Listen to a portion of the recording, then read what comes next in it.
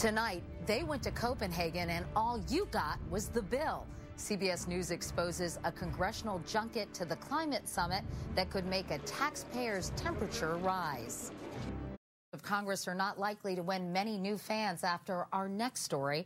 Cheryl Atkinson has this exclusive report on a Scandinavian junket that may get some of them in hot water.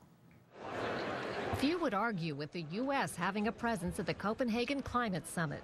I'm always hopeful. But wait until you hear what we found about how many in Congress got all expense-paid trips to Denmark on your dime. Our camera spotted House Speaker Nancy Pelosi at the summit. She called the shots on who got to go. That's House Majority Leader Steny Hoyer. And there's the embattled chairman of the Tax Committee, Charles Rangel. You take care of Mr. Rangel? He sure is.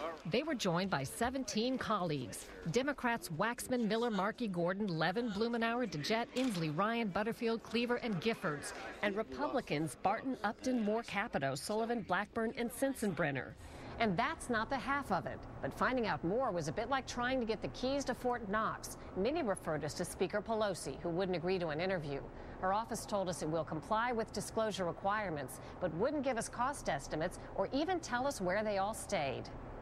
Senator Inhofe is one of the few who provided us any detail. He attended the summit on his own for just a few hours to give an opposing view. They're going because it's the biggest party of the year. You know, the worst thing that happened there was they ran out of caviar. Our investigation found that the congressional delegation was so large it needed 3 military jets, 2 737s and a Gulfstream 5, up to 64 passengers traveling in luxurious comfort. Along with those who flew commercial, we counted at least 101 Congress-related attendees, all for a summit that failed to deliver a global climate deal. As a perk, some took spouses, since they could snag an open seat on a military jet or share a room at no extra cost to taxpayers. That's Congresswoman Giffords holding her husband's hand, Moore Capito and her husband. Markey took his wife, wearing red, as did Sensenbrenner. Congressman Barton, a climate change skeptic, even brought along his daughter. Until required filings are made in the coming weeks, we can only figure bits and pieces of the cost to you. 3 military jets at $9,900 an hour. That's $168,000 just for flight time. Dozens flew commercial at up to $2,000 each. More than 300 hotel nights booked, the bulk at Copenhagen's 5-star Marriott. Meals add tens of thousands more.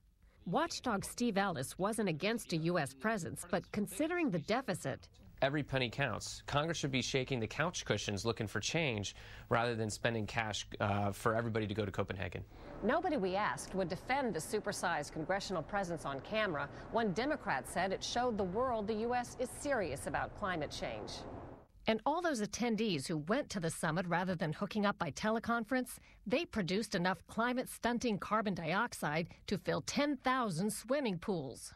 Which means even if Congress didn't get a global agreement, they left an indelible footprint all the same. Cheryl Atkinson, CBS News, Washington.